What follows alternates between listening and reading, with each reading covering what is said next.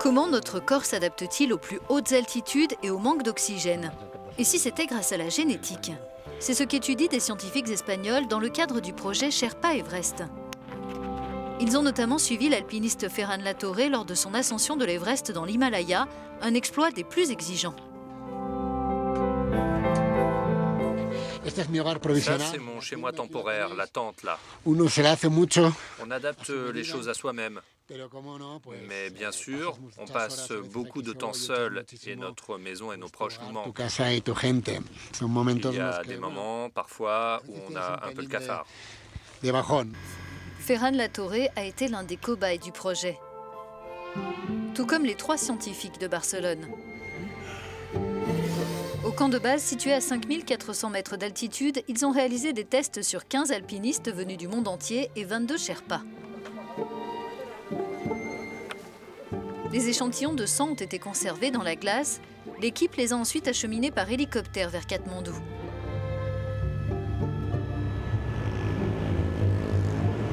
Les prélèvements arriveront dans les prochaines semaines à Barcelone où ils seront analysés. À plus de 10 000 km du mont Everest, beaucoup plus proche du niveau de la mer et avec quelques degrés de plus, nous sommes à Barcelone, à l'hôpital de la Santa Creu i Sant Pau, au sein de la plus importante enceinte moderniste du monde. C'est ici que le projet Sherpa Everest est né et qu'il prend forme. Allons rencontrer ceux qui le portent. 2 mécanismes génétiques jouent un rôle dans notre capacité d'adaptation à une altitude extrême. L'évolution, qui mutation après mutation s'étend sur des milliers d'années, et l'épigénétique qui régule l'expression de nos gènes. Quand nous nous exposons à des environnements extrêmes, que ce soit une altitude élevée ou un manque d'oxygène, l'hypoxie, notre séquence ADN ne change pas. Ce qui se modifie dans ces situations, c'est comment on régule ces gènes, à savoir l'expression de ces gènes. Et c'est ce que nous voulons étudier.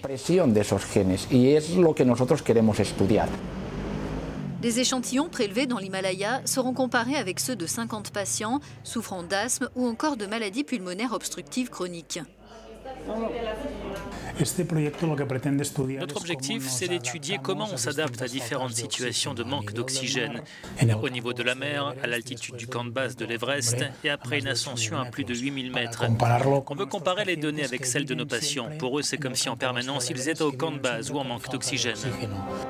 Ce projet bénéficiera aux patients, bien sûr, mais aussi aux alpinistes, comme Ferran Latorre qui vient, en atteignant l'Everest, de gravir son 14e et dernier 8000 de la planète après 6 essais infructueux. Les prochains défis? Eh bien, la vérité, c'est qu'après avoir gravi les 14 8000, il y a encore des choses qui m'attendent, et notamment ouvrir une nouvelle voie sur une montagne de 8000 mètres. J'ai déjà tenté de le faire pendant ce projet des 14, mais je n'ai pas réussi. Je voudrais aussi tenter l'ascension de l'Everest sans oxygène par la face nord, et puis l'ascension du Cerro Torre en Argentine et la face nord de l'Eiger. C'est tout ce qu'il me reste à faire avant de renoncer à l'alpinisme.